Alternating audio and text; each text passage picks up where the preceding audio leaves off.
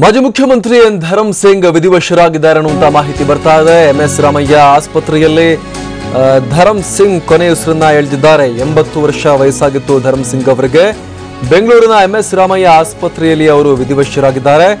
2004ರಿಂದ 2006ರವರೆಗೆ N Dharam Singh ಅವರು ಮುಖ್ಯಮಂತ್ರಿಯಾಗಿದ್ದರು.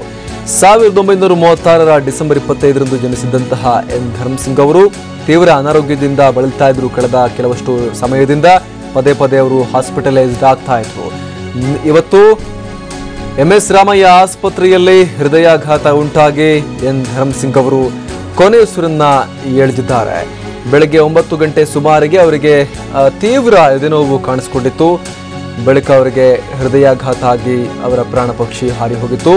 2004ರಿಂದ 2006ರವರೆಗೆ Congress JDS ಸಮ್ಮಿಶ್ರ ಸರ್ಕಾರದ ಅವಧಿಯಲ್ಲಿ ಮುಖ್ಯಮಂತ್ರಿಯಾಗಿ ಅವರು ಕಾರ್ಯವನ್ನ ನಿರ್ವಹಿಸಿದ್ರು. ಉತ್ತರ ಕರ್ನಾಟಕ ಭಾಗದ ಒಬ್ಬ ಪ್ರಭಾವಿ ಹಾಗೂ ಹಿರಿಯ ರಾಜಕಾರಣಿಯಾಗಿದ್ರು ಧರಮ್ ಸಿಂಗ್ ಅವರು.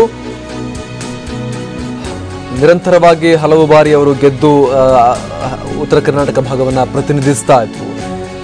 ಧರಮ್ ಸಿಂಗ್ ಅವರು ಹೃದಯಾಘಾತದಿಂದ ಕೊನೆಯುಸಿರನ್ನ ಎಳೆದಿದ್ದಾರೆ. ಬೆಂಗಳೂರಿನ MS ರಾಮಯ್ಯ ಆಸ್ಪತ್ರೆಯಲ್ಲಿ ಕೊನೆಯುಸಿರನ್ನ ಎಳೆದಿದ್ದಾರೆ. ಹೃದಯಾಘಾತದಿಂದಾಗಿ ಅವರ ಸಾವು ಸಂಭವಿಸಿದೆ. ಬೆಳಗ್ಗೆ 9 ಗಂಟೆ ಸುಮಾರಿಗೆ ಅವರಿಗೆ ಎದೆನೋವು ಕಾಣಿಸಿಕೊಂಡಿತ್ತು ಅನ್ನುವಂತಹ ಮಾಹಿತಿ ಕೂಡ ಈಗ ಲಭ್ಯವಾಗ್ತಾ ಇದೆ. 2004ರಿಂದ 2006ರವರೆಗೆ ಕಾಂಗ್ರೆಸ್ ಮತ್ತು JDS ಮೈತ್ರಿ ಸರ್ಕಾರದಲ್ಲಿ ಅವರು ಮುಖ್ಯಮಂತ್ರಿಯಾಗಿ ಅಧಿಕಾರವನ್ನ ನಿಭಾಯಿಸಿದ್ರು. ಆ ಸಂದರ್ಭದಲ್ಲಿ ಸಿದ್ದರಾಮಯ್ಯ ಅವರು ಉಪಮುಖ್ಯಮಂತ್ರಿಯಾಗಿದ್ದರು, ಧರಮ್ ಸಿಂಗ್ ಅವರು ಮುಖ್ಯಮಂತ್ರಿಯಾಗಿದ್ದರು. 2 ವರ್ಷಗಳ ಕಾಲ ಅಧಿಕಾರವನ್ನ ನಿಭಾಯಿಸಿದ್ರು. ಬಳಿಕ ಕುಮಾರಸ್ವಾಮಿ ಅವರ ರಾಜಕೀಯ ಕ್ರಾಂತಿಯಿಂದಾಗಿ ಸರ್ಕಾರ ಬಿದ್ದು ಹೋಗಿ ಬಳಿಕ ಕುಮಾರಸ್ವಾಮಿ ಅವರು CM ಆಗಿದ್ರು. ಇದೀಗ ಮಾಜಿ ಮುಖ್ಯಮಂತ್ರಿ ಎನ್ ಧರಮ್ ಸಿಂಗ್ ಅವರು ತಮ್ಮ 80ನೇ ವಯಸ್ಸಿನಲ್ಲಿ ಇಹಲೋಕವನ್ನು ತ್ಯಜಿಸಿದ್ದಾರೆ. ಬೆಂಗಳೂರಿನ MS ರಾಮಯ್ಯ ಆಸ್ಪತ್ರೆಯಲ್ಲಿ ಧರಮ್ ಸಿಂಗ್ ಅವರು ನಿಧನರಾಗಿದ್ದಾರೆ. 80 ವರ್ಷ ವಯಸ್ಸಾಗಿತ್ತು. 1936 ಡಿಸೆಂಬರ್ 25ನೇ ತಾರೀಕು ಧರಮ್ ಸಿಂಗ್ ಅವರು ಜನಿಸಿದ್ರು. ಈ ಬಗ್ಗೆ ಮತ್ತಷ್ಟು ಮಾಹಿತಿಯನ್ನು ಕೊಡ್ತಾರೆ ನಮ್ಮ ಪ್ರತಿನಿಧಿ ಮಧುಸೂದನ್. ಏನೆಲ್ಲ ಮಾಹಿತಿ ಲಭ್ಯವಾಗ್ತಾ ಇದೆ? ಅಮರ್ ಪ್ರಸಾದ್, ಕಳೆದ ಹಲವು ದಿನಗಳಿಂದ ಉಸಿರಾಟದ ತೊಂದರೆಯಿಂದ ಬಳಲ್ತಾ ಇದ್ದಂತಹ ಮಾಜಿ ಮುಖ್ಯಮಂತ್ರಿ ಧರಮ್ ಸಿಂಗ್ ಈಗ ಕೊನೆಯುಸಿರೆಳೆದಿದ್ದಾರೆ ಅನ್ನೋ ಒಂದು ಮಾಹಿತಿ ಖುದ್ದು CM ಅಧಿಕೃತ ನಿವಾಸದಿಂದನೇ ಹೊರಬಿದ್ದಿರೋ ಅಂತದ್ದು. ಬಹುಮುಖ್ಯವಾಗಿ ಬೆಳಗ್ಗೆ 9 ಗಂಟೆಗೆ ಬೆಂಗಳೂರಿನ MS ರಾಮಯ್ಯ ಆಸ್ಪತ್ರೆಯಲ್ಲಿ ಅವ್ರನ್ನ ದಾಖಲು ಮಾಡಲಾಯಿತು. ತೀವ್ರ ಎದೆನೋವಿನಿಂದ ಬಳಲ್ತಾ ಇದ್ದಂತಹ ಮಾಜಿ ಮುಖ್ಯಮಂತ್ರಿ ಧರಮ್ ಸಿಂಗ್ ಈಗಷ್ಟೇ ಕೊನೆಯುಸಿರೆಳೆದಿದ್ದಾರೆ ಅನ್ನೋ ಒಂದು ಮಾಹಿತಿ ಕೂಡ ಸಿಗ್ತಾ ಇದೆ. ಕಳೆದ ಹಲವು ದಿನಗಳಿಂದ ಉಸಿರಾಟದ ತೊಂದರೆಯಿಂದ ಧರಮ್ ಸಿಂಗ್ ಅವರು ಬಳಲ್ತಾ ಇದ್ದು. 80 ವರ್ಷ ಅವ್ರಿಗೆ ವಯಸ್ಸಾಗಿತ್ತು ಅನ್ನೋ ಒಂದು ಮಾಹಿತಿ ಕೂಡ ಸಿಗ್ತಾ ಇದೆ. 2004ರಿಂದ 2006ನೇ ಇಸ್ವಿ ತನಕ JDS ಮತ್ತು ಕಾಂಗ್ರೆಸ್ ಸಮ್ಮಿಶ್ರ ಸರ್ಕಾರದಲ್ಲಿ ಮುಖ್ಯಮಂತ್ರಿಯಾಗಿ ಕೆಲಸ ನಿಭಾಯಿಸಿದಂತಹ ಧರಮ್ ಸಿಂಗ್ ಈಗ ವಿಧಿವಶರಾಗಿದ್ದಾರೆ. ಖುದ್ದು ಅವರ ಪುತ್ರ ಹಾಗೂ ಜೇವರ್ಗಿ ಶಾಸಕ ಡಾಕ್ಟರ್ ಅಜಯ್ ಸಿಂಗ್ ಇದನ್ನ ಕೂಡ TV9ಗೆ ಕನ್ಫರ್ಮ್ ಮಾಡಿದ್ದಾರೆ. ಧರಮ್ ಸಿಂಗ್ ಅವರು ಇನ್ನಿಲ್ಲ ಅನ್ನೋ ಒಂದು ವಿಚಾರ ಕೂಡ ಈಗಷ್ಟೇ ಹೊರಬೀಳ್ತಾ ಇದೆ. ಬೆಂಗಳೂರಿನ MS ರಾಮಯ್ಯ ಆಸ್ಪತ್ರೆಗೆ ಇವತ್ತು ಬೆಳಗ್ಗೆ 9 ಗಂಟೆಗೆ ಅವರನ್ನ ದಾಖಲಿಸಲಾಯಿತು. ತೀವ್ರ ಉಸಿರಾಟದ ತೊಂದರೆಯಿಂದ ಬಳಲ್ತಾ ಇದ್ದಂತಹ ಧರಮ್ ಸಿಂಗ್ ಹೃದಯಾಘಾತದಿಂದ ಕೊನೆಯುಸಿರೆಳೆದಿದ್ದಾರೆ. ಅಮರ್ ಪ್ರಸಾದ್, ಅಂದ್ರೆ ಕಳೆದ ಆಲ್ಮೋಸ್ಟ್ ಒಂದೆರಡು ವರ್ಷಗಳಿಂದ ತೀವ್ರ ಅನಾರೋಗ್ಯದಿಂದ ಬಳಲ್ತಾ ಇದ್ರು ಅನ್ಸುತ್ತೆ. ಪದೇ ಪದೇ ಹಾಸ್ಪಿಟಲೈಸ್ಡ್ ಆಗ್ತಾ ಇದ್ರು. ಕಳೆದ ಏಪ್ರಿಲ್ ಕೂಡ ಒಂದ್ಸಲಿ ಅವರು ಅಡ್ಮಿಟ್ ಆಗಿದ್ರು ಹಾಸ್ಪಿಟಲ್ಗೆ, ಉಸಿರಾಟದ ಸಮಸ್ಯೆ ಅಂತ. ಮಧುಸೂದನ್, ಖಂಡಿತವಾಗ್ಲೂ ಅಮರ್ ಪ್ರಸಾದ್, ಕಳೆದ 2-3 ವರ್ಷಗಳಿಂದ ಕೂಡ ಅವರು ಹೊರಗಡೆ ಎಲ್ಲೂ ಓಡಾಡ್ತಾ ಇರ್ಲಿಲ್ಲ.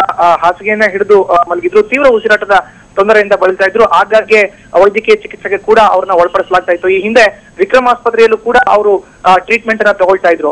ಆದ್ರೆ ಇತ್ತೀಚೆಗಷ್ಟೇ ಅವ್ರನ್ನ MS ರಾಮಯ್ಯ ಆಸ್ಪತ್ರೆಯ ವೈದ್ಯರು ಚಿಕಿತ್ಸೆನ ಕೊಡ್ತಾ ಇದ್ರು. ಈ ಹಿನ್ನೆಲೆಯಲ್ಲಿ ಇವತ್ತು ಬೆಳಗ್ಗೆ 9 ಗಂಟೆಗೆ ಅವ್ರನ್ನ ಖುದ್ದು MS ರಾಮಯ್ಯ ಆಸ್ಪತ್ರೆಗೆ ವೈದ್ಯರ ಸಲಹೆಯಂತೆ ಆಸ್ಪತ್ರೆಗೆ ಕರ್ಕೊಂಡು ಬರಲಾಗಿದೆ. ಆಸ್ಪತ್ರೆಯಲ್ಲಿ ತೀವ್ರ ಎದೆನೋವು ಕೂಡ ಧರಮ್ ಸಿಂಗ್ ಅವ್ರಿಗೆ ಕಾಣಿಸ್ಕೊಂಡಂತ ಹಿನ್ನೆಲೆಯಲ್ಲಿ ಹೃದಯಾಘಾತದಿಂದ ಧರಮ್ ಸಿಂಗ್ ಅವರು ಕೊನೆಯುಸಿರೆಳೆದಿದ್ದಾರೆ ಅನ್ನೋ ಒಂದು ಮಾಹಿತಿ ಸಿಕ್ಕಿದೆ. ಅಮರ್ ಪ್ರಸಾದ್, ಕಳೆದ 2-3 ವರ್ಷಗಳಿಂದ ಕೂಡ ಆಗಾಗ್ಗೆ ಚಿಕಿತ್ಸೆಗೆ ಒಳಪಡ್ತಾ ಇದ್ರು. ವಿಕ್ರಮ್ ಆಸ್ಪತ್ರೆ ಸೇರಿದಂತೆ ನಗರದ ಅನೇಕ ಆಸ್ಪತ್ರೆಗಳಲ್ಲಿ ಅವರು ಚಿಕಿತ್ಸೆನ ಕೂಡ ತಗೊಳ್ತಾ ಇದ್ರು. ತೀವ್ರ ಉಸಿರಾಟದ ತೊಂದರೆಯಿಂದ ಬಳಲ್ತಾ ಇದ್ದಂತ ಅವರು ಇನ್ಫೆಕ್ಷನ್ ಆಗಿದೆ ಅನ್ನೋದು ಕೂಡ ವೈದ್ಯರು ತಿಳಿಸಿದ್ರು ಅನ್ನೋ ಒಂದು ಮಾಹಿತಿನ ಅವರ ಪುತ್ರ ಹಾಗೂ ಶಾಸಕ ಡಾಕ್ಟರ್ ಅಜಯ್ ಸಿಂಗ್ ಅವರು ತಿಳಿಸಿರೋ ಅಂತದ್ದು. ಆದ್ರೆ ಇವತ್ತು ಬೆಳಗ್ಗೆ 9 ಗಂಟೆಗೆ 8:30 ಸುಮಾರಿಗೆ ಅವ್ರಿಗೆ ಎದೆನೋವು ಕಾಣಿಸ್ಕೊಂಡಿದೆ. ಅವರ ಸ್ವಗೃಹ ಸದಾಶಿವನಗರದಲ್ಲಿ ಅವ್ರನ್ನ ನೇರವಾಗಿ MS ರಾಮಯ್ಯ ಆಸ್ಪತ್ರೆಗೆ ಕರ್ಕೊಂಡು ಹೋಗಲಾಯಿತು. ಆದ್ರೆ ಚಿಕಿತ್ಸೆ ಫಲಕಾರಿಯಾಗಿದೆ. ಹೃದಯಾಘಾತದಿಂದ ಧರಮ್ ಸಿಂಗ್ ಕೊನೆಯುಸಿರೆಳೆದಿದ್ದಾರೆ. ಅಮರ್ ಪ್ರಸಾದ್, ಈಗ ಹಾಸ್ಪಿಟಲ್ ಬಳಿ ಯಾರೆಲ್ಲ ಹೋಗ್ತಾ ಇದ್ದಾರೆ ಈಗ ಸದ್ಯಕ್ಕೆ? ಮಧುಸೂದನ್, ಅಮರ್, ಸಿಎಂ ಸಿದ್ದರಾಮಯ್ಯ ಅವರು ಹಾವೇರಿ ಜಿಲ್ಲಾ ಪ್ರವಾಸದಲ್ಲಿ ಇರುವಂತಹ ಕಾರಣದಿಂದ ಸಂಜೆ ವೇಳೆಗೆ ಬೆಂಗಳೂರಿಗೆ ಆಗಮಿಸುವಂತ ಎಲ್ಲಾ ಸಾಧ್ಯತೆಗಳಿದೆ. ಇನ್ನು ಈಗಷ್ಟೇ ಮಾಜಿ ಗೃಹ ಸಚಿವ ಹಾಗೂ ಕೆಪಿಸಿಸಿ ಅಧ್ಯಕ್ಷರಾದಂತಹ ಡಾಕ್ಟರ್ ಜಿ ಪರಮೇಶ್ವರ್ ಅವ್ರಿಗೂ ಕೂಡ ಮಾಹಿತಿ ಸಿಕ್ಕಿರುವಂತದ್ದು. ಈಗಷ್ಟೇ ರಾಜಕಾರಣಿಗಳಿಗೆ ಧರ್ಮ್ ಸಿಂಗ್ ಇನ್ನಿಲ್ಲ ಅನ್ನೋ ಒಂದು ವಿಚಾರ ಕಿವಿಗೆ ಬೀಳ್ತಾ ಇದೆ. ಇನ್ನೇನು ಕೆಲ ಕ್ಷಣಗಳಲ್ಲಿ ಸಾಕಷ್ಟು ರಾಜಕಾರಣಿಗಳು ಕೂಡ ಈಗಾಗಲೇ MS ರಾಮಯ್ಯ ಆಸ್ಪತ್ರೆಯಿಂದ ಅವರ ಪಾರ್ಥಿವ ಶರೀರವನ್ನ ಸದಾಶಿವನಗರದ ಸ್ವಗೃಹದಲ್ಲಿ ಇಡಲಾಗುತ್ತೆ. ಸ್ವಗೃಹಕ್ಕೆ ಬಂದು ಅವರ ಪಾರ್ಥಿವ ಶರೀರದ ಅಂತಿಮ ದರ್ಶನವನ್ನ ತೆಗೆದುಕೊಳ್ಳುವಂತ ಎಲ್ಲಾ ಸಾಧ್ಯತೆಗಳು ಇದೆ. ಅಮರ್ ಪ್ರಸಾದ್ ಜೊತೆಗೆ ಮಧುಸೂದನ್ ಹೈದರಾಬಾದ್ ಕರ್ನಾಟಕ ಭಾಗದ ಒಬ್ಬ ಪ್ರಭಾವಿ ನಾಯಕ ಆಗಿದ್ರು. ಅವರು ಬೀದರ್ನ ಜೇವರ್ಗಿಯಿಂದ ಕಂಟೆಸ್ಟ್ ಮಾಡ್ತಾ ಇದ್ರು. 30 ವರ್ಷ ಕಂಟಿನ್ಯೂಸ್ಲಿ ಅವರು ಆ ಕಾನ್ಸ್ಟಿಟ್ಯೂನ್ಸಿಯನ್ನ ಪ್ರತಿನಿಧಿಸಿದ್ರು. ಇನ್ಫ್ಯಾಕ್ಟ್ ಖರ್ಗೆ ಅವರು ಕೂಡ. ಆದರೆ ಇವರಿಬ್ರು ಕೂಡ ಒಬ್ಬ ಪ್ರಭಾವಿ ನಾಯಕರಾಗಿದ್ರು ಆ ಭಾಗದಲ್ಲಿ.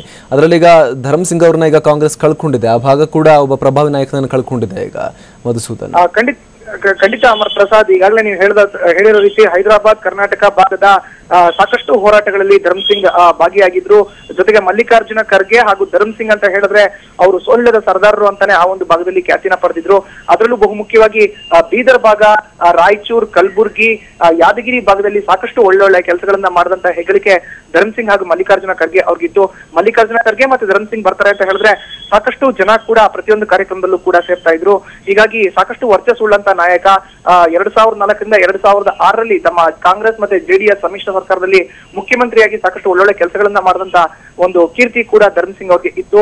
80 ವರ್ಷ ವಯಸ್ಸಾದ್ರೂ ಕೂಡ ಅವ್ರು ಬರ್ತಾರೆ, ಯಾವ್ದಾದ್ರು ಒಂದು ಕಾರ್ಯಕ್ರಮದಲ್ಲಿ ಪಾಲ್ಗೊಳ್ತಾರೆ ಅಂತ ಏನಾದ್ರು ಹೇಳಿದ್ರೆ ಅಲ್ಲಿ ಒಂದು ಸಾಕಷ್ಟು ಜನ ಸೇರುವಂತದ್ದು. ಅವರ ಇಮೇಜೇ ಬೇರೆ ಇತ್ತು ಹೈದರಾಬಾದ್ ಕರ್ನಾಟಕ ಭಾಗದಲ್ಲಿ. ಇವತ್ತು ಹೈದರಾಬಾದ್ ಕರ್ನಾಟಕ ಭಾಗದ ಒಬ್ಬ ಹಿರಿಯ ನಾಯಕ, ಜೊತೆಗೆ ಸಾಕಷ್ಟು ಹುಟ್ಟು ಹೋರಾಟಗಾರ ಧರ್ಮ್ ಸಿಂಗ್ ಅವ್ರನ್ನ ಕಳ್ಕೊಂಡು ಇವತ್ತು ಹೈದರಾಬಾದ್ ಕರ್ನಾಟಕ ಭಾಗ ಅನಾಥವಾಗಿದೆ ಅಂತಾನೆ ಹೇಳ್ಬಹುದು. ಅಮರ್ ಪ್ರಸಾದ್. ಧನ್ಯವಾದ ಮಧುಸೂದನ್. ಈಗ